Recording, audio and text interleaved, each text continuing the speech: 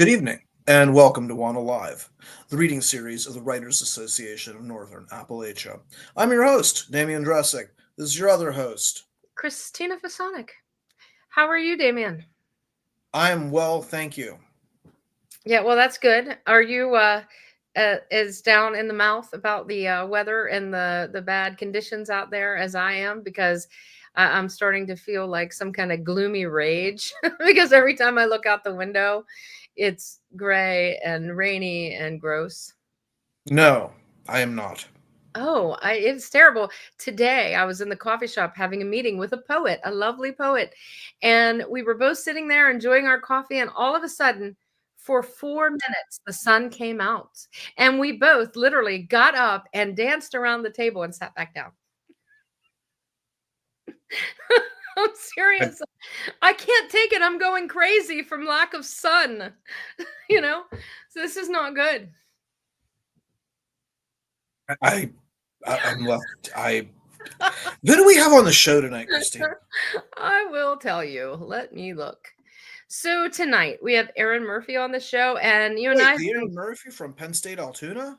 yes, and we've been wanting to have her on the show for a while. So let me tell everybody about her. She is the author or editor of more than a dozen books, most recently Fluent in Blue.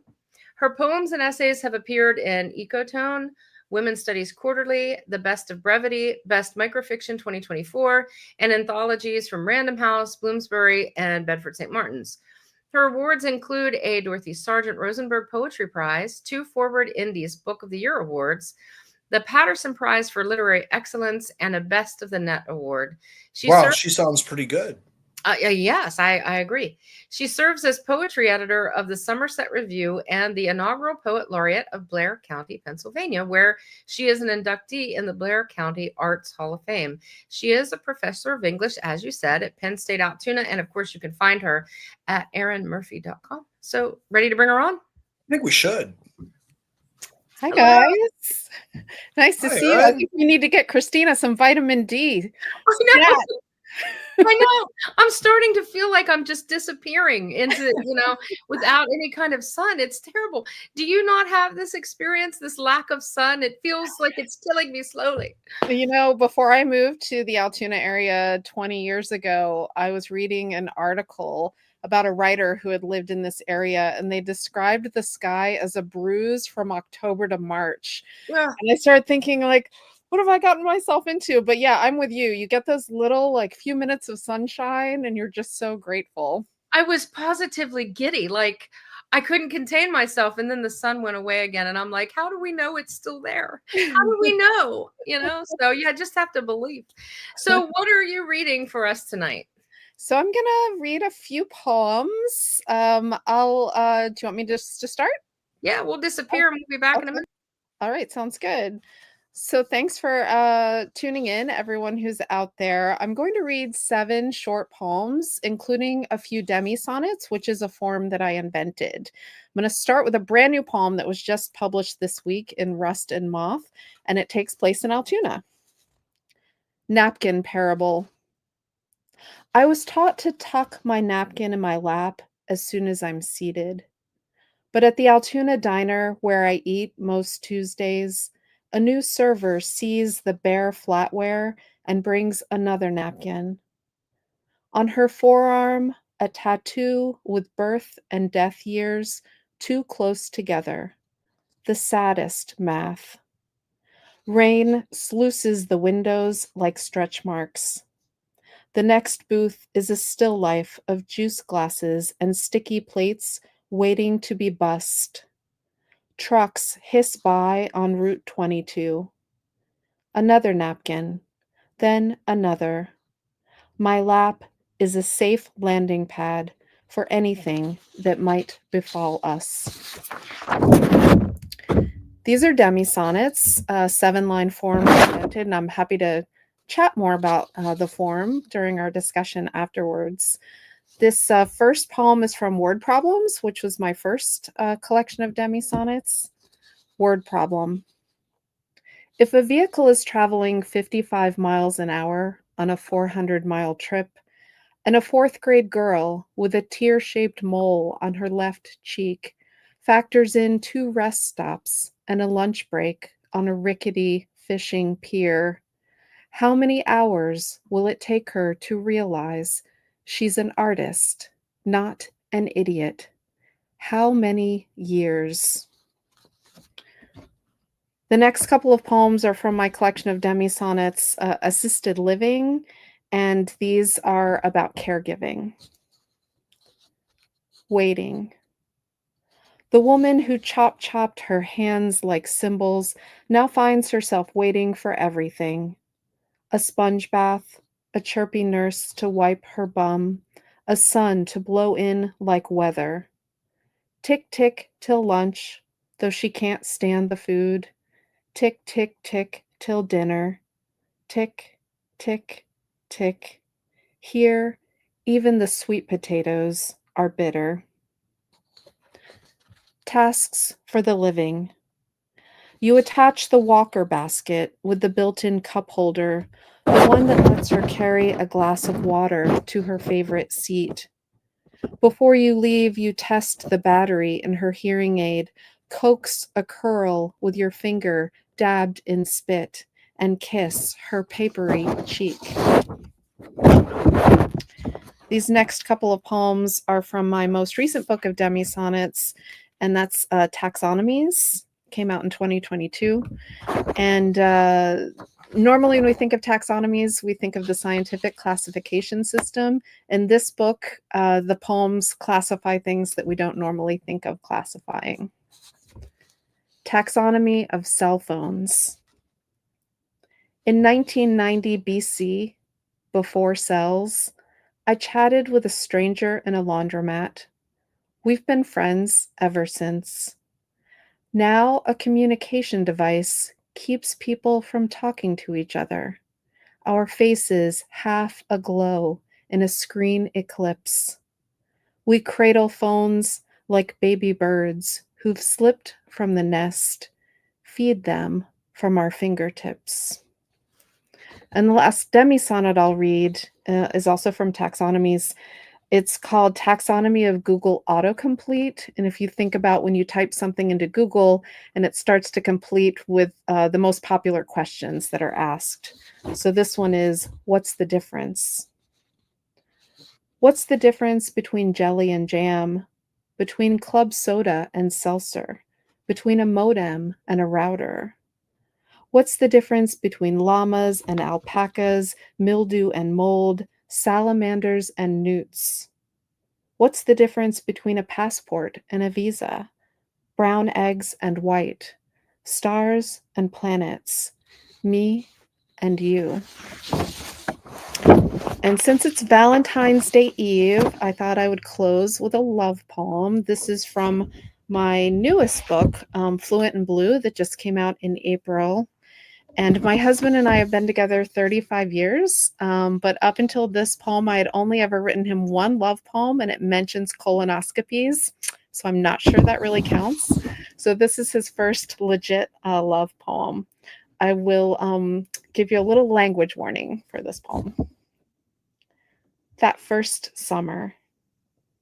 Most weekends, we packed our blue canoe with a tent, sleeping bags, books, a cooler, and enough food and wine for the weekend, then paddled out to a sandbar in the middle of the river. For 2 days, we swam and read and drank and fooled around, stretching out in the sun, lean and dark. Later, we learned that some nights engineers release waters from the dam upstream to control the floodplain. Experienced boaters knew to check the schedule.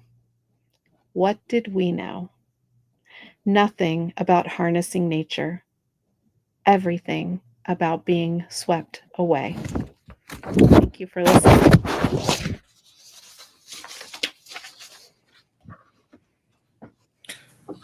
Thank you, Erin. Those were wonderful. Thank you. Glad you enjoyed them. I did. They were so well assembled.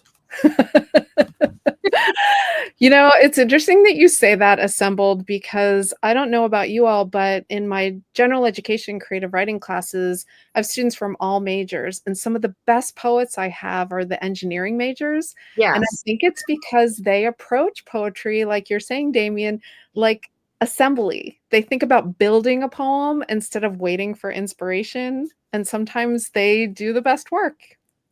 definitely I, those scientists for sure. Hmm. no, I really enjoyed the way you put images together and sounds and the kind of work they all did. I also was quite frankly relieved to find out the Demi sonnets weren't all going to be about Demi Moore. Yeah, when I go to type demi sonnet, like Word will autocorrect and capitalize it because, of course, Word only knows Demi Moore apparently. So tell us a little bit of, first of all, before we move on, um, I would love to hear that poem, the love poem with the word I colonoscopy. knew it. I knew Yeah. it. I actually laughed behind the scenes, and I'm like, I hope nobody can hear that because I was like howling over here laughing, and the cat was like, okay. But anyways, about demi sonnets, where did this idea come from? Why do you feel like we needed a new way of thinking about the sonnet? Yeah. So, in about 2009, I was doing this DIY writing residency, just in my own house, and I wrote this 7-line poem and then another and another. So I had like 3, and then I had 5, and then I had a dozen. I thought, well, it'll be a little series. And the next thing I knew, I had 120 of them.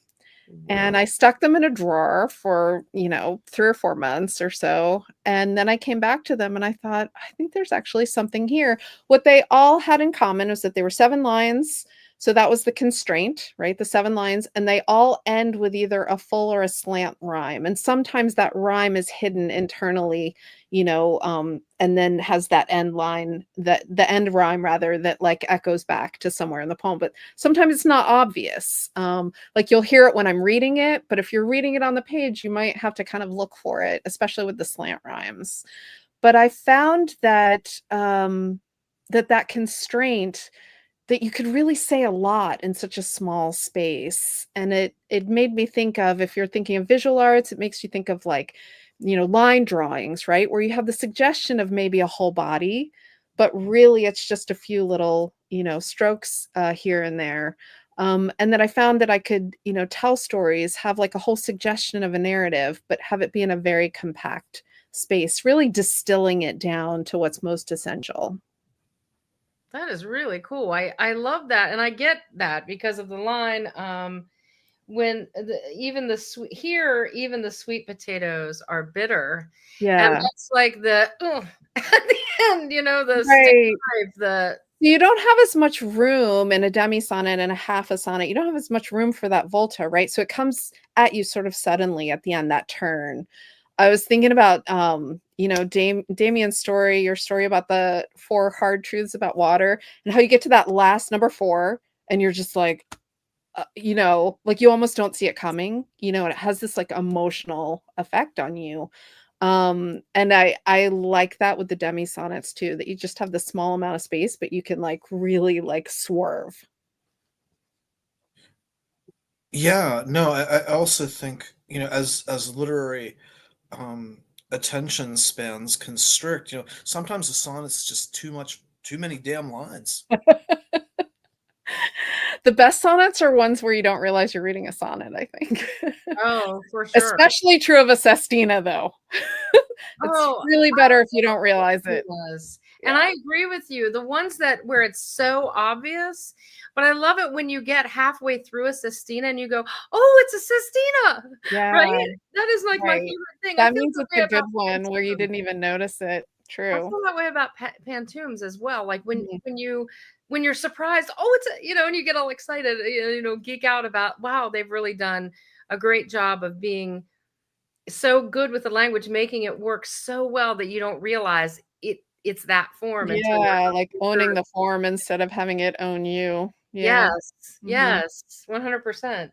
mhm. I I also go ahead, Damien. Oh, I was going to say I would be remiss if I did not uh, the title "Word Problems" is so damned good.